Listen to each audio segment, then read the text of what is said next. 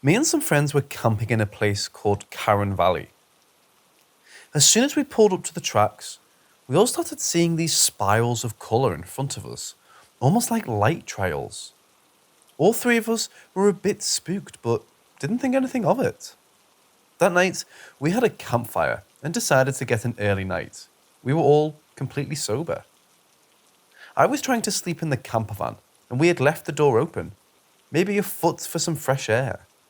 And suddenly, I saw a red and green light almost dancing with each other and could hear giggles and chatting. I was frozen in slight shock and fear as I genuinely felt like I was going insane. And I tried to call out to my friend to tell her, I can see fairies. Next thing I know, I can see basically a whole lot of things. They were druids, elves, things about a foot tall, even pixies on mini horses. I know it sounds utterly unbelievable, and trust me, if someone told me this, I would think they were high, but I was 100% sober. I lay there watching this for about an hour, frozen in shock and yes, fear. At one point, the pixies were throwing stones at me through the gap in the door. I finally plucked up the courage to turn around and face the other way when I must have fallen asleep. I woke up in the middle of the night and experienced the realest deja vu ever. I'd literally lived that before. The next morning, my two friends both shared that they had a dream that this place was the Mother Lode entrance. I feel weird typing this out, as it's something very personal and private to me that I've only shared with my mother and probably won't share with many people.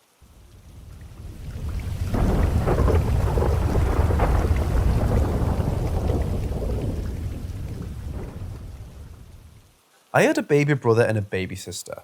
They don't exist in real life. Perhaps they were comforted. I held them and comforted them in a room we got trapped in, as a door we opened led us right back to the same room. We were stuck in a place, in an unknown place. A random man appeared, but it wasn't the Shadow Hat Man, but a regular guy who got trapped too. Allegedly. He said he was stuck too, and if we wanted to escape, we had to wait for these people who would appear, sometimes more than one. When they appear, if you kill one of them, then the other will lead you back home. His logic made absolutely no sense at all. I ignored him and expressed how killing them made no sense. So I took my siblings with me and we managed to walk into a small bedroom. We sat on the bed in silence, and then suddenly we heard noises, like a struggle. The guy wasn't screaming or making any noise, then the sound stopped. The door opened slowly and I held my siblings tighter and closer towards me. And there it was, a tall man looking with no face, a shadow body with a coat thrown over and a big black hat just looking and observing us. I stared back at it with no fear, as I wasn't going to let my siblings be harmed. But next to him was a child a few years younger than me, perhaps who also had a shadow body, but instead a striped shirt on and a small black fedora. The child walked forwards and communicated with me through thoughts, asking, "Can we play cards?" I immediately said yes for some reason. I wasn't afraid, and I didn't see a scary shadow person, but an actual person. We played, and they spoke more to me. They were very smart indeed for a kid, if they even were a kid. I fell asleep and woke up. I wonder, what if this were a real place and these shadow people were testing me? Would we sadden this shadow child, or accept them and our differences? I suppose I made the right choice in accepting them, because maybe I wouldn't have woken up otherwise, stuck in that place forever like that guy I encountered. Wow, I sound absolutely crazy. Sorry if I bored you. I've just never heard of this until I described this shadow man.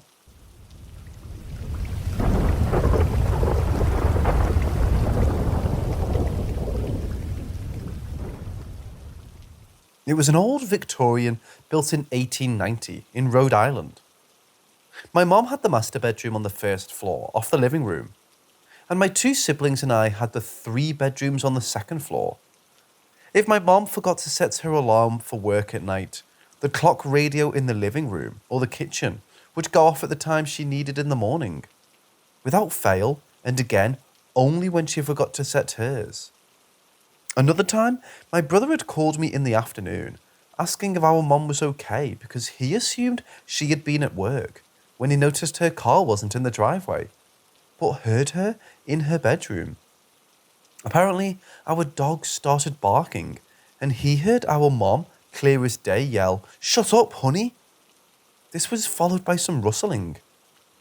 I told him my mom was not home, and I had to come home to keep him company because, of course, he was terrified. The most notable experience took place on a night that my two brothers and I were home alone watching TV. My mom was taking care of our nana this night, so it was just us. The three of us heard the front door open, keys jingling, and footsteps coming in. We assumed it was Mom, and we all looked towards the entryway to greet her. Nothing. I called her up asking why she left. She said she never came home. I don't know how else this could be explained when all three of us distinctly heard someone enter the house. Yes, the door was locked. I was a psycho about that when we were home alone. Another weird thing that may not mean much is I frequently had some vivid nightmares of a shadow man being in the house with me. I never had those dreams again after moving out. I never found out if there were any deaths or anything here either.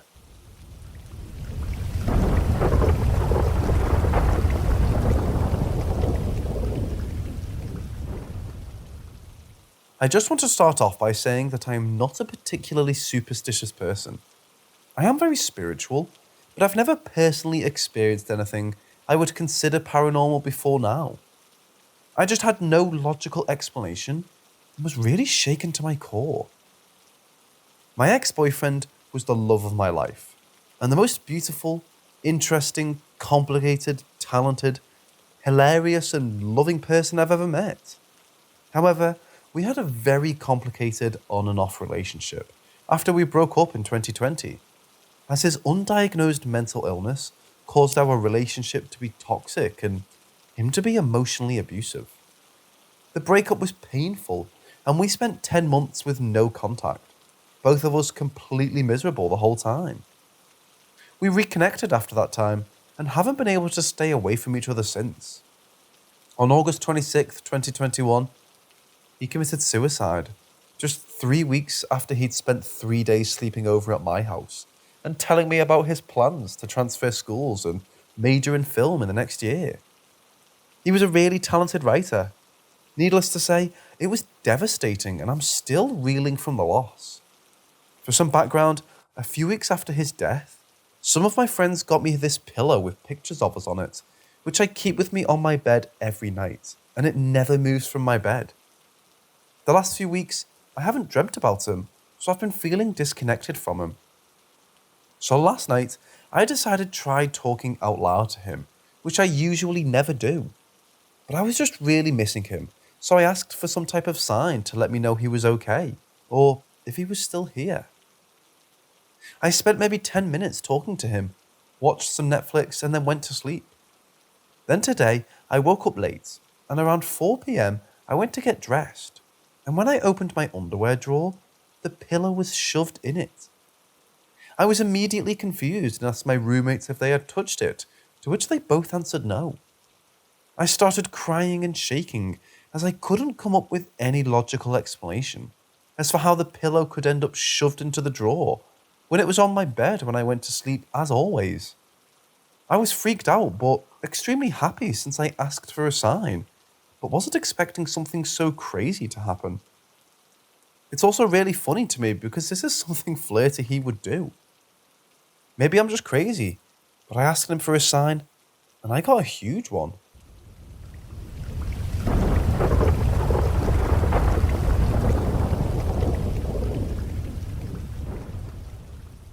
When I was 16 years old, I fell asleep on the couch while watching TV, and around 3 a.m, so cliche, I know, I woke up like my eyes were open against my will, and then I saw a woman lying next to me. I can still remember her features and horrifying expression. Something I can only describe like a silent scream, like eyes and mouth wide open, but no sound whatsoever. By that time, I was extremely religious, and since I was told souls go to hell or heaven, there was no chance ghosts walking among the living could be real. I prayed, checked my phone, and fell asleep again under my blanket. This was the first time. Second time happened not long after that, but in another house. Again, I was woken up from an afternoon nap by an old lady in a pink shirt. She yelled in my ear, and I woke up with a scare and saw her near the door. I can perfectly describe her. A few years after these events, I was getting ready to go to sleep, like closing my eyes and letting myself drift into sleep, when a male scream right in my face woke me up. I didn't see anyone, but I even felt the air being projected on my face. I considered I could be having sleep disorders, so I went to a sleep study and nothing was found. None of these events are related to stress nor tiredness, and I don't know how this can be possible since sleep disorders were ruled out. I cannot recognize any of these people. I had therapy for unrelated reasons, and I explored these events, but there's no apparent connection.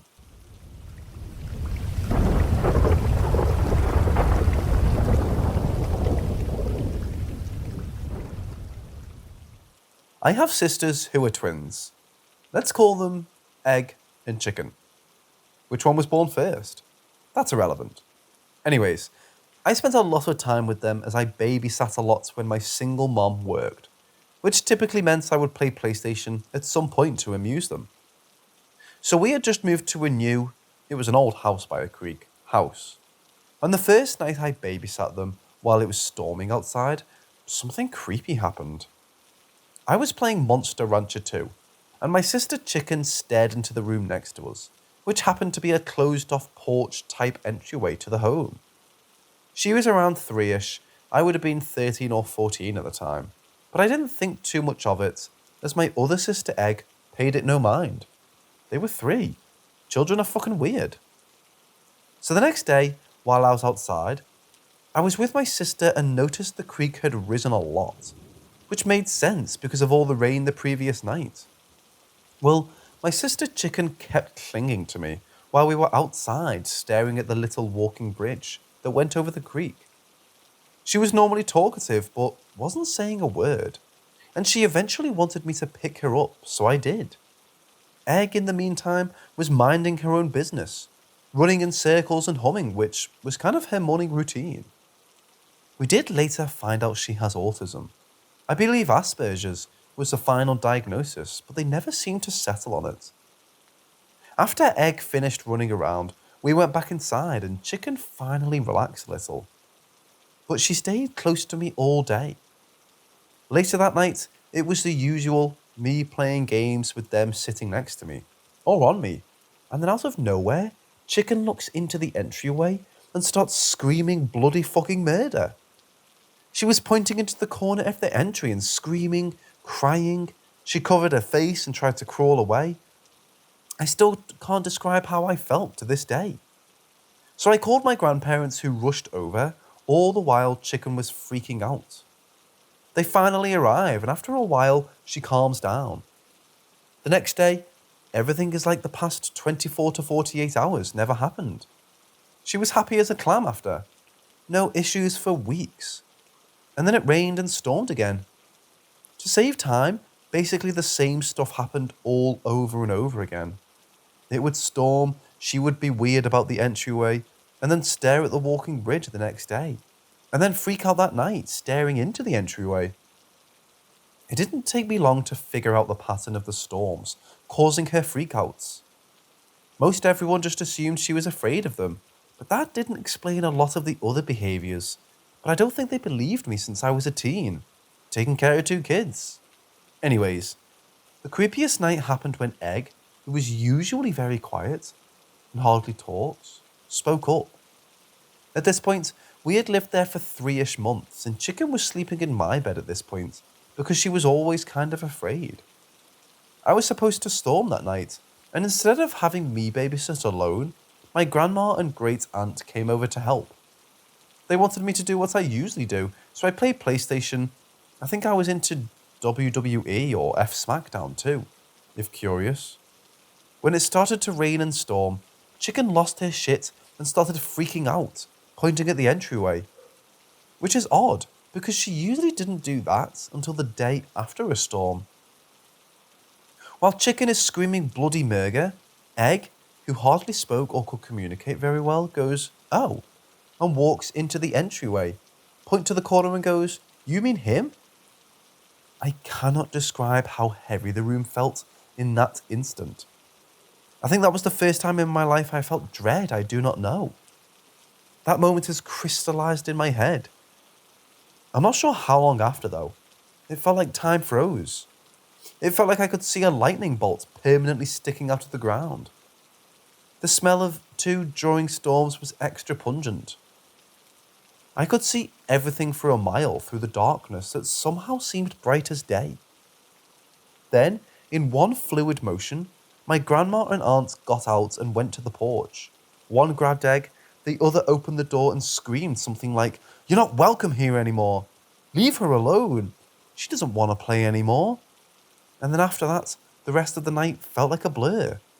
And then that was it. She never had a problem with storms again. It turned out some years before we ever lived there, a little boy had drowned in the creek after it had flooded from a bad thunderstorm. My grandma and aunt had done some research into the history of the area and found that out. I guess he just wanted to play with someone one last time.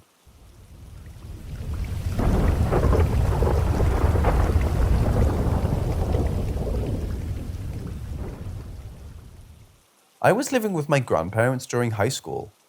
Well, one night, I was with my buddies and had a single beer. I came home around 12 and went to bed.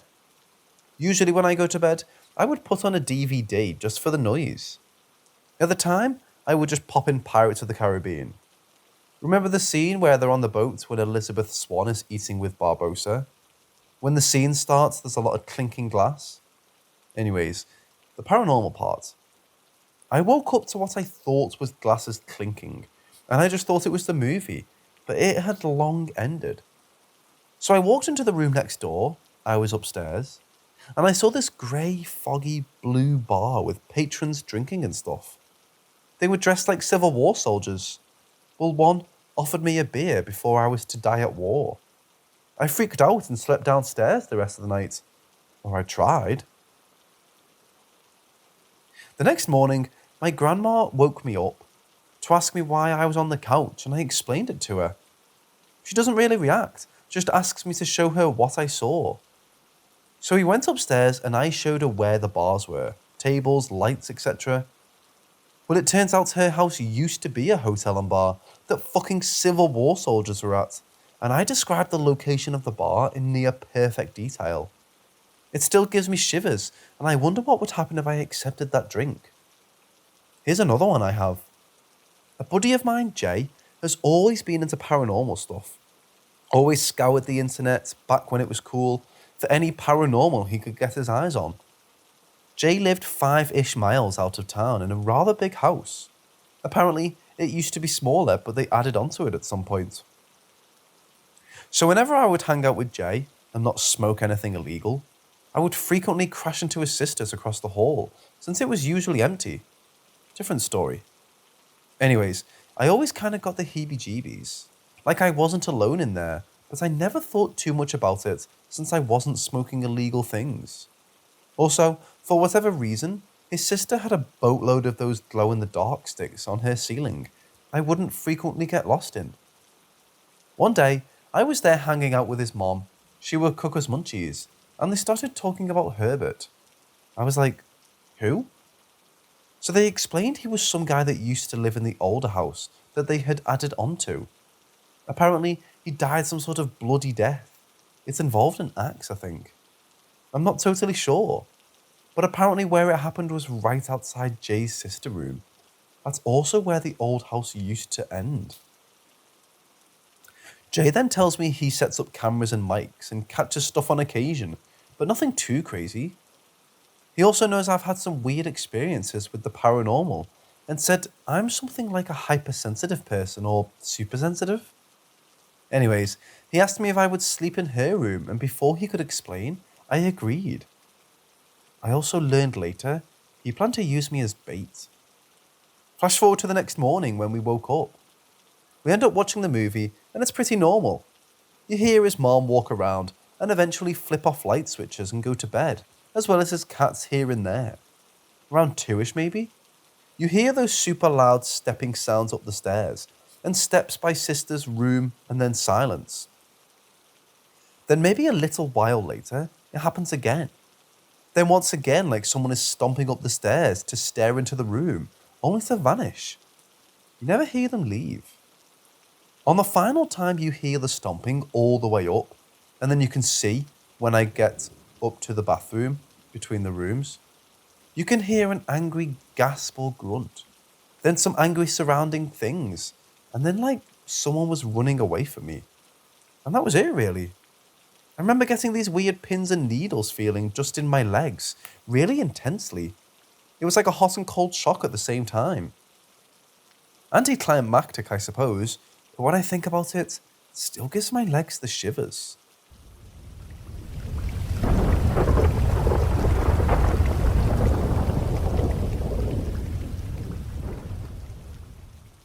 So, this was when I was about 16.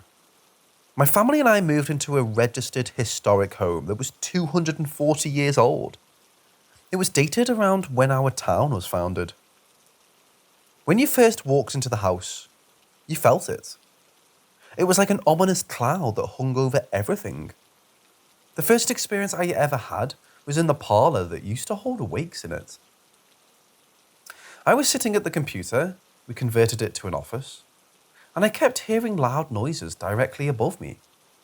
The room above me was my bedroom. I was the only one home. I looked around to make sure the dogs were with me, and they weren't tearing anything apart. I initially ignored it, and it subsided. After about an hour, it started up again with more violence. It sounded like someone had moved my entire wardrobe across the bedroom floor. I ran up the staircase, but by the time I got to the second landing, the sound stopped. I barged into my room, and it was completely silent and no furniture had been moved. Second event was a lot more terrifying. It was about 3 a.m. I woke up to the sound of grown men arguing outside my bedroom door. The catch? The only male that lived with us was my 14-year-old brother. I jumped out of my bed and flung the door open to catch it. Nothing. I got back in bed after I stupidly locked the door, as if it would stop anything. It started again. This time, I went to my grandmother's and brother's separate rooms. They were both asleep, and all TVs were off. The toilet down the hall flushed itself, and I ran back to my room. Third event is when we decided to move. My brother was taking a shower upstairs. While he showered, a clear, perfect imprint of another set of feet appeared in front of him. Small things had happened in between those events, but they really stood out the most.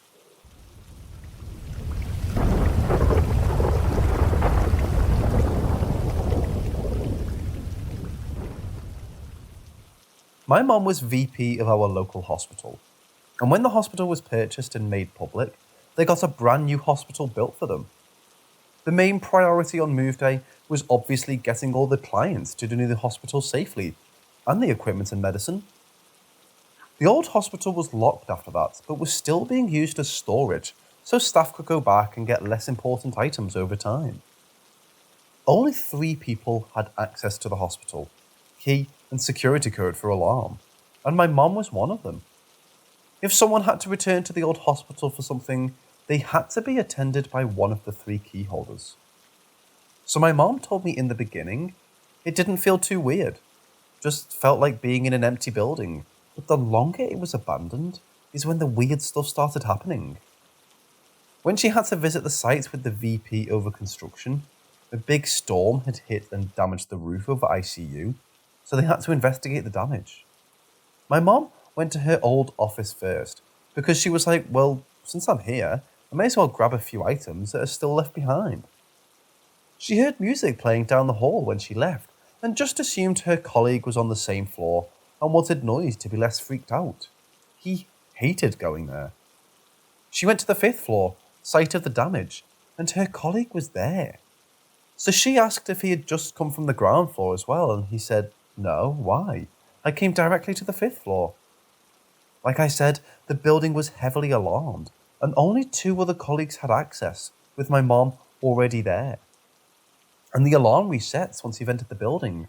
So if one of the others had come, it would have triggered the alarm again before disarming it. So there was definitely no one in the building with them. I asked my mom if I could go with her the next time she had to visit, which was soon, so she could let the construction team in, and there were a few things I experienced directly. Only the generator to the building was on. Full electricity was cut off, but room lights would turn on by themselves as you walked by. Phones that were disconnected would ring as you walked by offices. The nurse's station help pad that patients would buzz from their room rang as well, and the ringing would follow us, as in stop ringing on one side of the wing and start ringing on the other once you got closer to a different nursing station. Patient call lights would turn on as you walked by rooms. These were the lights that patients operated from their beds. No beds and no other light switch to operate them. The pharmacy alarm was just constantly going off and there was no way to stop it. The construction guys were of course freaked out, and I wanted to make sure electricity was actually cut off before they started working. Because of all the lights and alarms, and my mom was like, "Yep, I can show you." They said that was going to be the quickest job they ever completed. And the reason for fixing an abandoned building is, like I said, still using it for storage, and didn't want rodents getting in through the hole in the ceiling. Other stuff happened, but this is long and I think they'll get the gist.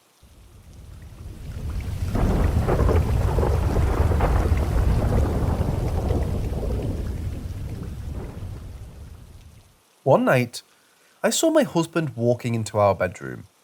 He moved oddly, not his usual walk. I went in to talk to him, and no one was there. I found him playing video games across the house wearing a totally different shirt. One night, very late, I was driving home on a dark road from a friend's house and saw something move a little in the road. I flashed my high beams and there was a woman standing in the middle of my lane wearing a bathrobe and her head slumped over so her hair was in her face. I panicked and honked. She didn't react at all. I swerved and kept driving and called the police. My initial thought was that she could have Alzheimer's and wandered out. The police checked and couldn't find her at all. But the way she moved so slowly when I saw her made me think she isn't fast enough to walk or run away from the scene. Plus, that stretch of road is only 1 mile and has 2 exits. I was sitting at one of them. I kept an eye on the news afterward to see if there was a missing person. I still wonder if this was a real ghost or a lost elderly woman. So when I was a kid, I lived in an 80-year-old home that was really cool and also haunted. It had secret passages built into the walls. My bedroom was the attic. Redone. And I found out when I was older that the previous owner had died in the home. In that home, I would hear my name being called from above very often. I was young, and it happened so often that I really believed houses could talk. My family would also hear footsteps going down the stairs, and when I got older, my brother told me he heard his name a lot in that house too, from the same female voice. In my next home, built in the 1980s, I'd see shadow people and hear footsteps constantly, and occasionally hear kids giggling in the middle of the night. I had thought maybe the giggling came from outside, like neighborhood kids, so I checked each time and no one was around. I was still a kid myself and remembered being jealous that other kids got to play around midnight. I lived in an apartment for a year that was built on a Native American soil. The residents would share stories of seeing Native American ghosts in their units.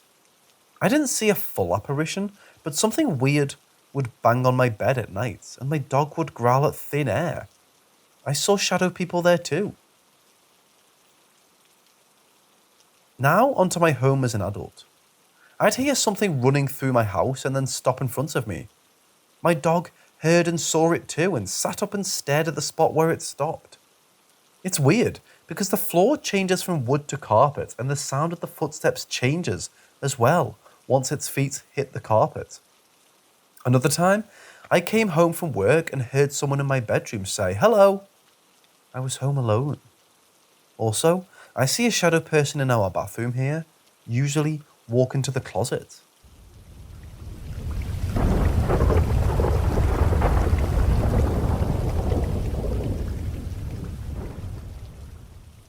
So from the ages of 11 to 16, I went to the summer camp deep in the mountains of my home state. Every summer was the same boring and bland bit of my last summer, something that to this day shocks me to my core. That summer, our usual camp spot was caught on fire, so the camp decided to find a different area to hold the summer camp. This was our first camp experience not being in cabins, but in actual six-person tents. Since I was 16, I was camp counselor for Tent D, so one other teenager my age was in charge of four other kids who were from the ages of 11 to 14. Me and the other camp counselor, a girl who at the time was my camp girlfriend, decided to play a prank on the younger kids and tell them scary stories. After a few hours of telling them, one of the camp chaperones came up and told us a scary story of his own about how way back in the days of groups of settlers coming from the east on the way to California got stuck in a blizzard, and how once they ran out of food, they slowly began to eat the weak. Over time, they grew to like the taste of human flesh, ultimately becoming something twisted, a Wendigo. But ever since that night, I don't know what to believe. After the chaperone was done, he told us it was time to go to bed. So me and the other counsellor got the kids ready for sleep before we went to sleep ourselves. We were outside the tent cleaning up the trash when my girlfriend noticed something moving in the tree line. I told her she was full of shit and to hurry so we can go to sleep. Once inside the tent, I closed it and zipped it up behind us when I too thought I saw something dart across, in the same area my girl claimed she saw before. Thinking nothing of it, I laid on my cot and drifted off to sleep. But before I could, I awoke to this blood-chilling howl. It was the mix between a human scream with some kind of howling. Before I could open the tent to investigate, I heard 2 shots from a gun before whatever it was ran off. When I opened the tent, the camp chaperone was standing there facing the tree line, where me and my girl saw the shadow moving, holding a shotgun with a look on his face that was of absolute fear. He turned to me and said to go back in my tent and not come out. I listened and went back in and told everyone to stay put. We heard that howling again, and the chaperone fired 2 more shots. Then we heard scratching on the bark, 1 more howl, and then what sounded like a human cry of pain, before whatever it was done for good. After what felt like hours, we heard the chaperone say it was safe to come out, but before we could, we heard 1 more shot. Then his voice said, "Don't listen to that. It wasn't me." Then we heard 1 last shot, then silence once more. One of the other chaperones opened the tent and asked if we were okay. We told her we were okay, just shaken up. She then asked if we knew where the first chaperone was. We shrugged our shoulders, and she told us to try and get some rest. Next morning, we were told to pack up and were leaving due to a possible bear attack, and the chaperone from the last night was missing. To this day, nobody has ever recovered. Just a bloody shotgun that was empty. But I think otherwise. That was now a bear. That was something far more evil, far more hungry, far more human, or as human as possible. But what do you guys think?